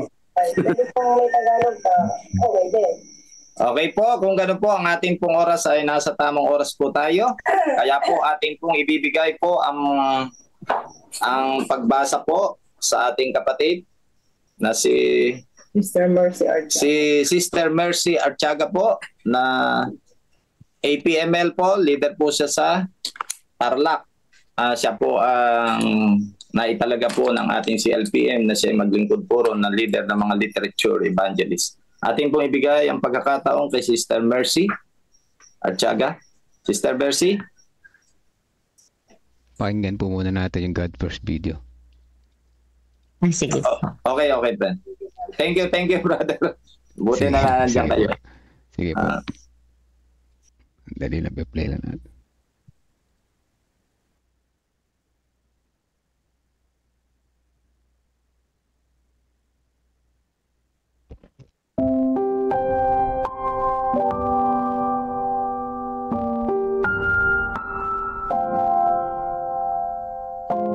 Isang dahilan para mabuhay, March 9. Kaya mga kapatid kong minamahal, kayo'y maging matatag, hindi nakikilos, na laging sagana sa gawa ng Panginoon, yamang nalalaman ninyo na hindi walang kabuluhan ang inyong gawa sa Panginoon. Unang Korinto Kapitulo 15 versikulo 58. Tila hindi maaaring maging leader ng iglesia si Angko dahil bulag siya mula pagkabata. Inamin niyang ilang beses na siyang nagtangkang magpakamatay. Subalit siya rin ang buhay na saksi sa kapangyarihan ni Jesus na masumpungan ang mga tao sa kanilang pinakamahinang oras at may angat mula sa kawalang pag-asa. Isinilang si Angko mula sa isang debotong pamilya ng Budismo. Sa edad na 7 taong gulang, nagpasimulang sumakit ang isa niyang mata. Dahil sa mahirap ang kanilang buhay, hindi siya nadala sa doktor para ipagamot kaya nahawa na din ang isa pa niyang mata. Lumala ang kondisyon ni Angko hanggang sa naging ganap na bulag siya. Pagkatapos ng ika-7 grado, hindi na niya kayang magpatuloy sa pag-aaral. Isang araw, nang halos 30 taong gulang na si Angko, isang Kristiyanong mangangaral ang dumating sa kanilang nayon at nagpasimulang makipag-usap sa mga tao tungkol kay Jesus. Bilang bunga ng mga pabalita ng mangangaral, nabautismuhan si Angko at ang kanyang pamilya sa Kristiyanong iglesia. Dahil hindi makabasa ng mga aklat si Angko upang matutunan ang marami pa tungkol kay Jesus, bumaling siya sa mga audio sources para sa impormasyon. Ang pagsasaliksik na iyon ang naghatid sa kanya upang matuklasan ang Adventist World Radio, AWR. Hindi nagtagal, minahal ko ang programa sa radyo, wika ni Angko. Ang radyo lamang ang nakapagdadala sa aking ng kaaliwan. Aking tinatandaan ang oras ng programa at nakikinig sa radio araw-araw na hanggang ngayon ay aking ginagawa. Dati, hindi ko alam kung sino ang Diyos, subalit ngayon kilala ko na siya. Salamat sa radyo. Habang lumalago ang kanyang kaalaman tungkol sa Diyos, nagpasya si Angko na magbahagi rin ng kanyang napapakinggan. Kaya inanyayahan niya ang kanyang mga kapitbahay at nagtatag ng maliit na grupo, nang kalaunay naging regular na ang pagpupulong. Nagsimulang pagtuunan niya ng mas higit pa ang programa sa radyo, na ginagawa ang pinakamahusay niyang magagawa upang mahagip ang bawat detalye ng pagbalita. Sa pamamagitan ng kanyang pamamaraan, naging bantog na tagapagsalita si Angko at iginagalang na lider. Itinatag niya ang isang community service group na tinatawag na Golden Eagle Handicap Foundation na tumutulong sa mga nangangailangan sa loob at paligid ng komunidad. Labis ang aking kagalakang nakilala ko ang Diyos at ang katotohanan ng Sabbath. Wika ni Angko, kung wala ang pabalitang itinuro ng radyo sa akin, walang magiging kabuluhan ang aking buhay. Panawagan. Ang handog sa araw na ito ay para sa Adventist World Radio. Kasalukuyang nagsasahimpapawid ang AWR ng higit sa 100 wika. Makatutulong ang inyong mga handog na may taguyod at palawakin ang gawaing pangangaral ng AWR. Ipanalangin ang ministeryong ito at magbigay ng inyong regular na mga handog.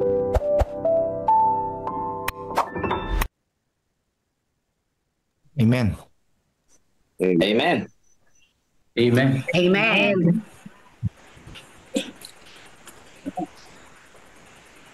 Mr. Mercy. Amen. Good morning po sa bawat isa sa atin. Pasensya na po kayo sa boses ko. Medyo malat dahil natrangkaso po ako. Pero by God's grace, binigyan niya tayo ng pagkakataon para makilahok sa God First morning. At ang aking babasahin po mga kapatid, ito po ay wikang Ingles sa chapter 43 ng ating Councils on Stewardship. Sabi po is yung trying to serve Mammon, trying to serve God and Mammon, pero ang aking po ay nasa paragraph 3, yung sabi po dito, engross and pursuit of wealth. So ito po, the enemy is just perseveringly at work. Now he was before the flood, but the use of various enterprises and inventions, he is diligently working to keep the minds of men engrossed in the things of the world. He is employing all his iniquity to lead men to act foolishly, to keep them absorbed in commercial enterprises, and those who imperil their hope of eternal life. He devises the inventions and imperil the human life. Under his leadership, men carried through at which he devises. They became to absorb and pursue the wealth and worldly power they give to head those who set the Lord. Satan exalts his and he is successful in keeping the mind to consideration of the fallen. Important matters that would have to do with eternal life. Seek to crowds and the thought of God of the mind, and to put worldliness and commercialism in its place. He desired to keep the world in darkness. He is studied pursued to lead men to forget God and heaven, to bring all the souls he can under his own jurisdictions, and to end of the brings forward enterprises and invention, to do that will occupy men's attentions. They will have no time to think in heavenly things. The people of God must now awake and do their neglected work. Into our planning for this work, we must put all the powers of the mind. We should spare to effort to present the truth in Jesus, so simply and yet so perceptibly. The minds will strongly impress. We must plan to work in a way that will consume a little means to possible for the work must intend into the regions behind. So yun mga kapatid, yung aking part. So yung pagiging daw po natin, yung interest natin ay gumagawa ang kaaway ng paraan para tayo ay i-divert ang ating mga kaisipan sa mga bagay dito sa mundo. Kaya lahat ng kanyang possible na dapat kaya niyang gawin para yung interest natin ay ma-divert upang hindi tayo makagawa para sa gawain ng Panginoon ay ginagawa niya. So, lahat ng mga may mga tinatawag tayo mga kapatid na worldly business. Yun mga kapatid, dapat nating malaman at dapat nating tayong aware sa mga tinatawag na satanic business. na kung saan yun ang magdadivert sa atin, sa ating kaisipan para tayo ay malayo sa Panginoon. So ito daw po ang panahon para pagtuunan natin ng pansin ang mga bagay na nakaligtaan natin, kung saan mayroong mga kabanalan na mga pamamaraan upang tayo ay mabuhay dito sa mundo na malapit sa Panginoon. Marami daw iniimbento ang kaaway para agawin ang ating atensyon. At alam natin mga kapatid yun kung ano yun. Isa na dito yung cellphone, yung mga television, at kung ano-ano pang mga gadget na pwede niyang gamitin para agawin ang ating oras, nakawin ang mga panahon na dapat sana ay ibinigay natin sa Panginoon. Yung too much of using cellphone instead na mag-pray, instead na magbasa tayo ng Bible, yun mga kapatid ang laging ninanakaw sa atin ng kaaway. So, ang mga tao, ang mga anak daw ng Panginoon ay dapat maging gising at hindi natin pabayaan ang dapat nating ang ating gampanin, mga kapatid. Kaya dapat tayo ay laging maging aware sa mga ibinibigay sa atin ng Panginoon na pagpapala. Kung minsan nagagamit ang mga pagpapala ng Panginoon sa hindi karapat-dapat. So yun, dapat nating unahin talaga ang para sa Panginoon, maging pera, oras, kakayahan, talento, o kung ano pa man, ang lagi pala talaga nating dapat na gawin ay unahin natin ang Panginoon. So yun lang mga kapatid ang aking ma-share. God bless po. Thank you very much, Sister Mercy. At ngayon po ay bago po tayo ipatugtog po ang ating music, Silent Pray. Nais ko po na ang Amen, mga kapatid. Ano po? So yan yung ating lesson na repasuhan natin mabilis bago tayo manalangin, mga kapatid. Teka lang ha. Bubuksan ko lang. Pagka kasi nag-exit ako doon, nawawala yung aking camera. Ayan ako po.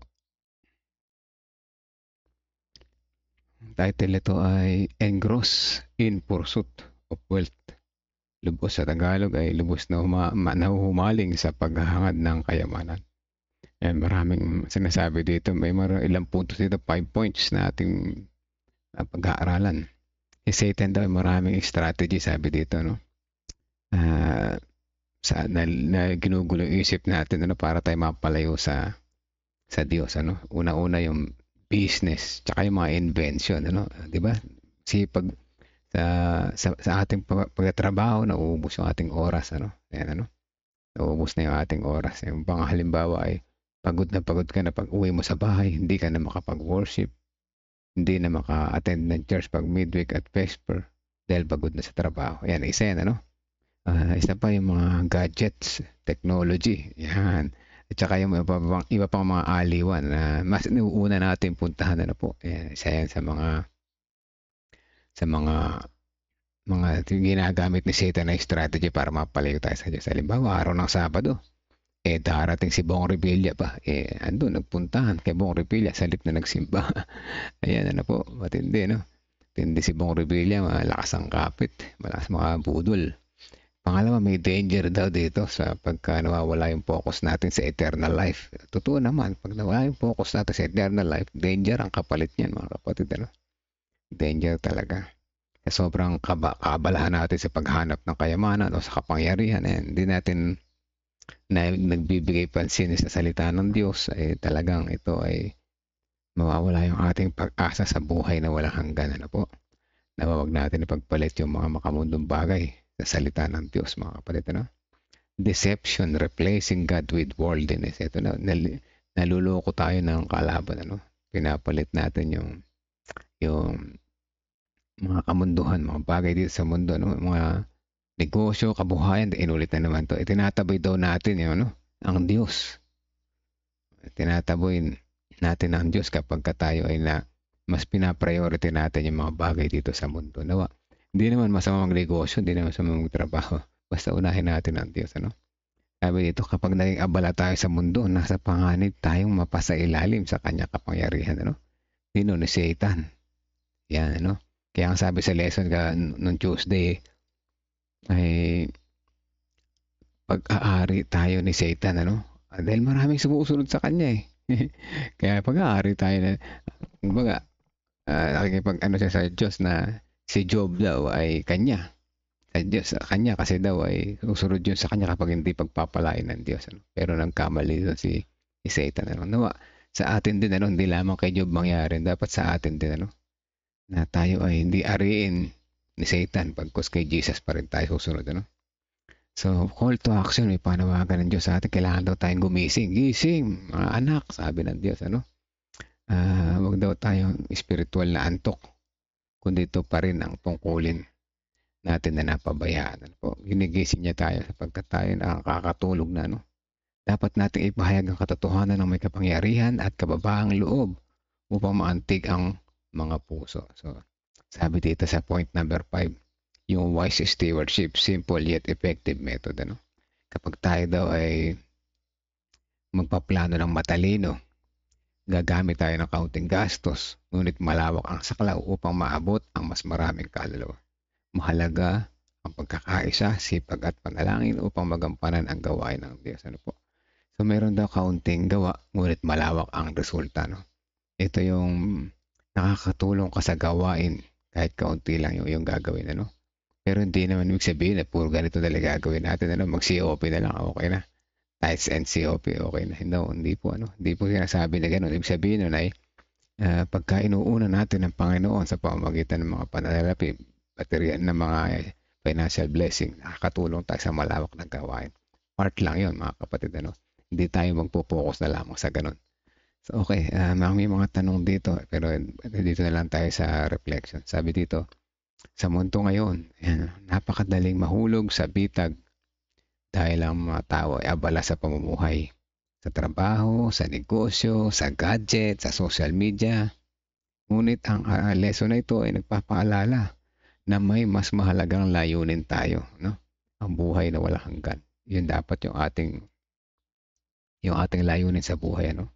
Yung buhay na walang hanggan, ano po? So, ibig sabihin, lahat ng mga bagay na hindi natin maghahatid sa buhay na walang hanggan, ba dapat nating iwasan? Tulad na lang nung 5-6 kanina, nabanggit ni no nag-testimony. Parang nagkamali siya ng unawa, ano? O ako nagkamali ng dinig. Hindi naman daw masama yung 5-6, ba? Ako po. Yan ay hindi natin dapat na ginagawa. Ano po? Dahil yan ay isang parusa sa tao. Kapag tayo nagpautang ng 5-6, ako po. Dapat nga, meron nga tayong lesson na huwag na tayo magpatubo. Kung maliit lang naman, huwag na magpatubo. Ano? At yung mga sa kapatiran, din na dapat nagpapatubo sa kapwa.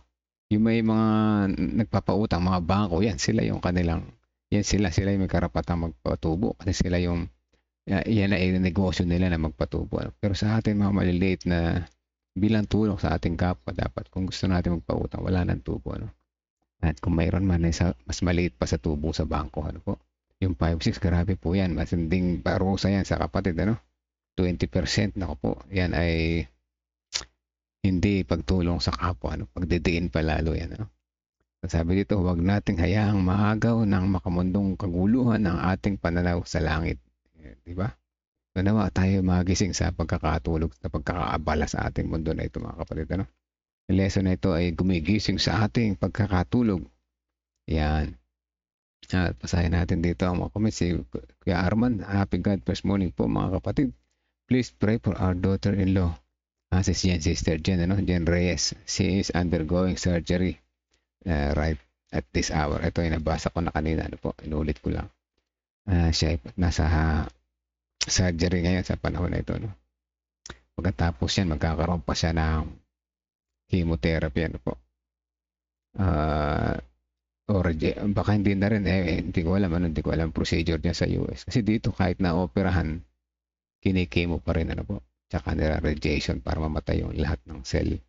Anyway, si Jen ay ipapanalangin po natin. sa lahat na nandiyan ngayon, let us pray mga kapatid. Sa mga 19 na viewers, kung meron kayong prayer request, ay isulat nyo lamang dyan. At habang tayo nanalangin, may 30 seconds tayo na silent prayer, ibulong nyo na yun yung mga prayers at itutuloy po natin. Let us pray mga kapatid.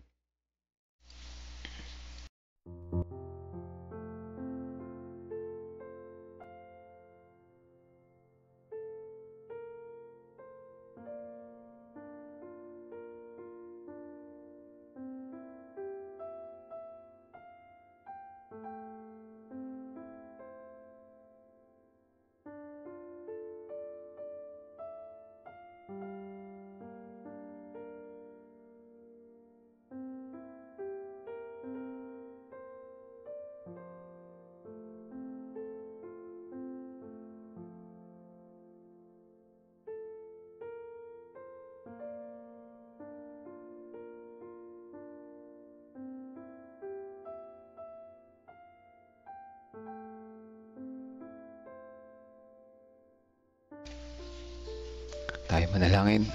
Dakila at mapagpahalam aming Amang Banal na nasa langit. Kapuri-puri ang iyong pangalan sa umaga na ito. Karapat dapat na aming sambahin, sapagkat ikaw ang nagbigay sa amin ng aming buhay, ng aming pangailangan. At kayo ang nagbigay ng iyong anak upang mamatay para sa aming pagkakasala ay matubos kami manumbalik sa inyo. At sa umaga na ito, salamat at muli nyo kaming ginising sa aming pagkakatulog, makarinig na iyong mga salita. Panawagan sa amin na kami gumising din sa aming pagkakatulog sa espiritual. Kami ay nahuhumaling sa makamundong gawain na unti-unti napapalayo po sa inyo sa pamamagitan ng aming kabisihan, sa paghahanap buhay, sa trabaho, sa mga gadgets, sa mga aliwan sa mundo na ito. O dakilan Diyos, patawarin niyo po kami sapagkat kami mga makasalanan. Salamat at tinuturuan niyo kami na kayo ang aming unahin sapagkat meron kaming layunin dito sa mundong ito. Ang aming layunin ay ang kaligtasan na inibinigay po sa amin.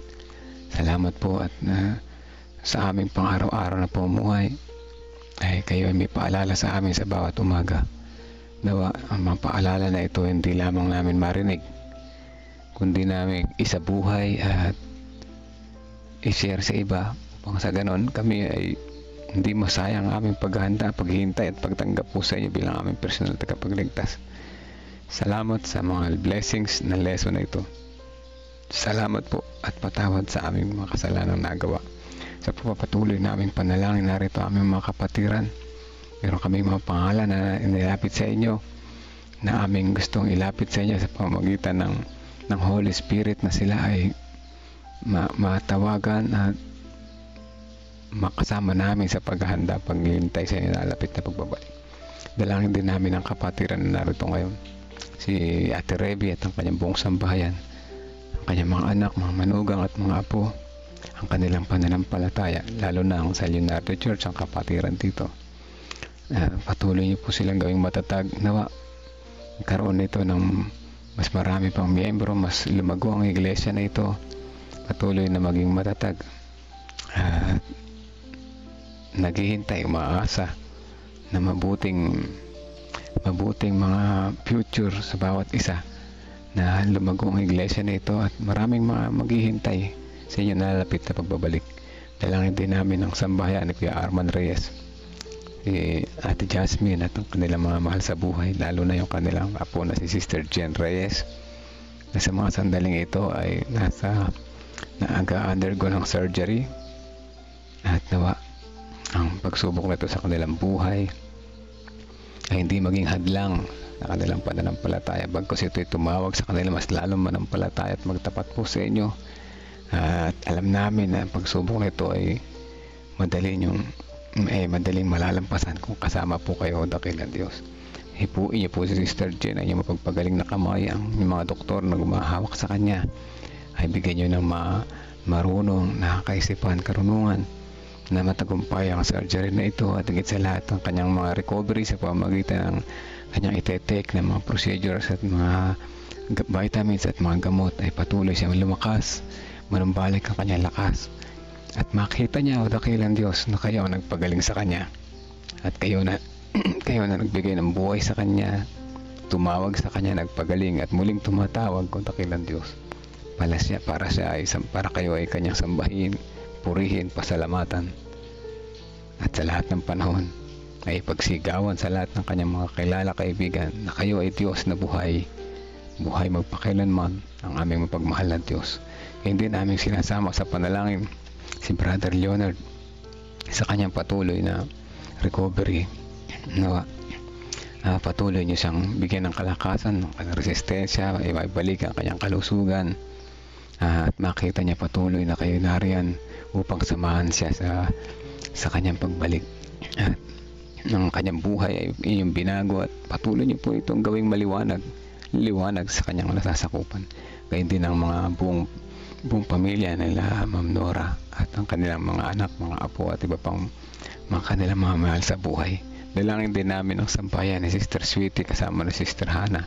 Patuloy ang kalusugan ng panalangin namin sa buong pamilya na ito at gayon din ang kanilang mga mahal sa buhay. Si Sister Wilma Fernandez gayon din at aming sinasama sa panalangin ng bawat isa. Yung kanyang hipag na may sakit, hipuin niyo po siya na mapagpagaling na kamay. Hindi naman ang sambayan ni Ate Lorna, Kuya Bobby, patuloy na kalusugan ang aming panalangin at yung kanyang mga anak sa malayo, samahan niyo rin po sila, dakilang Diyos. Hindi si Sister Neneng, Brother June, sa kanilang pang-araw-araw na pumuhay, kayo nawa ang kanilang unahin at matutunan din naman nila na palagi na kayo ay aming Diyos na mapagbigay at dapat naming pagkatiwalaan. Maggawitin niyo po sila para liwanag sa kanyang bahayan at sa kanilang nasasakupan. Gayun din si Sister Belinda Salvania, anuman ang kahilingan ng aming kapatid para sa kanyang mga mahal sa buhay, unang-una ang kanilang kalusugan. Inyo po silang dinggin o dakilang Diyos. Gayun din si Kuya Edgar, si Ate Christy Estabilio at gayun din si Sister Teresita Direct Reyes, ang kanyang kalusugan, kanyang recovery para sa kanyang pinagdaanang kalagayan at gayon din yung kanyang mga apo, kanyang mga anak at manugang. Kasama din namin si Sister Shirley Rosa Cinto at ang kanyang mga mahal sa buhay. At higit sa lahat, ang mga kapatiran na kasama namin na nalangin ngayon, o dakilang Diyos. Di man namin mabanggit ang kanilang mga pangalan. Alam niya po laman ng aming mga puso, o dakilang Diyos. Hipuin po kami na inyong mapagpagaling na kamay, hindi lamang sa aming pisikal na kalagayan, lalong higit sa aming espiritual na kalagayan na sa ngayon. Patuloy niyo kaming palakasin. Salamat sa pagtawag sa amin na gumising sa aming pagkakatulog sa aming espiritual na buhay. Nawa matutunan namin palagi ng inyong kalooban ng aming sundin. Kayo ang aming unahin sa lahat ng aming buhay. Ito pong aming dalangin sa pangalan ni Jesus namin tagapagligtas. Amen. Amen. Amen mga kapatid, salamat po sa mga prayer warriors, salamat sa mga nag-share, salamat sa mga patuloy na sumubaybay, sa 19 viewers na nandyan. Siguro yung karamihan dyan ay hindi kasi nag-chat kaya hindi ko po nabanggit po. Nawa ay patuloy niyo pong maranasan ang pag-ibig ng Panginoon sa bawat umaga. Huwag po kayong magsasawang makinig po. Dito sa God First Morning ay napakagandang programa.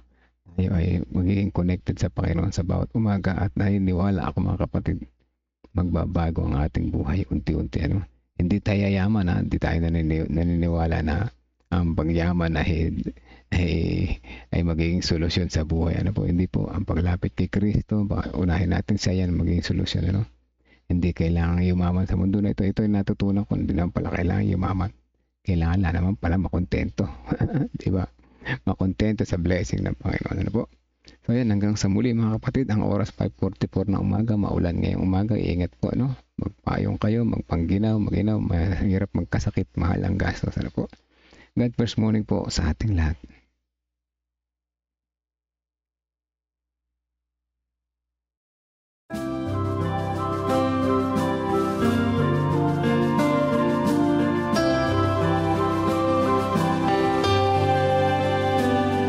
I hear the voice of Jesus calling.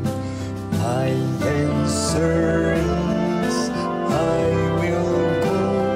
I see the need of people crying. My answer is I